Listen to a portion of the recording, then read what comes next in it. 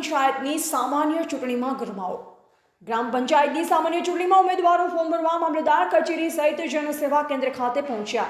વાસનાગુડિયા ગ્રામ પંચાયતની બેઠક સતત 3 વર્ષથી સમરસ થતી, પરંતુ આ વર્ષે ગ્રામજનો દ્વારા ઘણા પ્રયત્ન કરવામાં આવ્યા છતાં બંને ઉમેદવાર સમરસ નહીં પરંતુ ચૂંટણી લડી જીત મેળવી લેવાની નક્કી કર્યું અને આજે બંને ઉમેદવાર એક જ દિવસે એક જ સાથે ઉમેદવારી નોંધાવી હતી।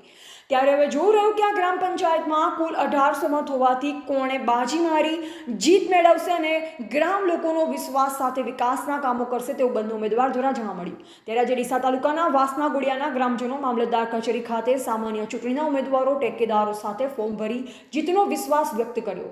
મોનીબેન વક્તાજી સોલંકી, ડીસા જિલ્લો બનાસકાંઠા। શું કરવા આજે આયા હતા મામલતદાર? ફોર્મ ભરવા આયા હતા સરપંચનો।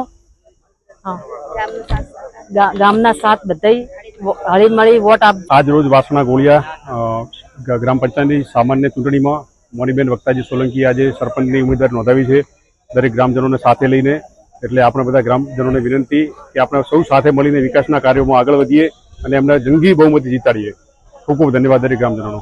મારું નામ હેતલબેન યોગેશ કુમાર સોલંકી, ગામ વાસણા સંતોષી ગોળિયા। અમે ફોર્મ ભરવા આવ્યા છે। સરપંચો ગામના બધા સાથે મળીને વિજય બનાવશું અમને ને મોનીબેન વક્તાજી મારા સાસુ, એમને વિજય બનાવો।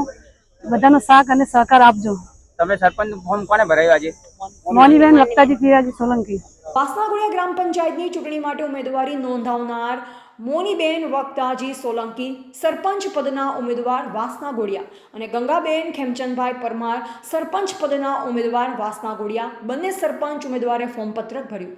વાસનાગુડિયાના ગ્રામજનો મોટી સંખ્યામાં જોડાઈ બંને પાર્ટી સામસામે સરપંચ ઉમેદવારી ફોર્મ પત્રક ભરવા ટેકેદારોના જયઘોષ સાથે આવતા જોવા મળ્યા। ડીસા મામલતદાર કચેરીના કમ્પાઉન્ડમાં વાહનોની લાંબી કતારો લાગી હતી।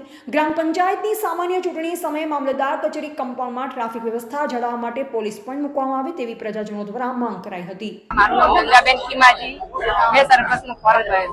આજે કેનું ફોર્મ ભરવા આયા હતા? સરપંચનું ફોર્મ ભરવા આવ્યા હતા। એમ કયા ગામનું છે? નવા ગોળિયા। આજે ડીસા તાલુકાના વાસણા ગોળિયા ગામે ગ્રામ પંચાયતના ઉમેદવારી તરીકે શ્રીમતી ગંગાબેન ખેમચંદભાઈ મારી આજે ઉમેદવારી નોંધાઈ છે વાસણા ગોળિયા ગ્રામ પંચાયતમાં। તો અમે સૌનો સાથ અને સૌનો વિકાસ, સૌનો સાથ જોવે।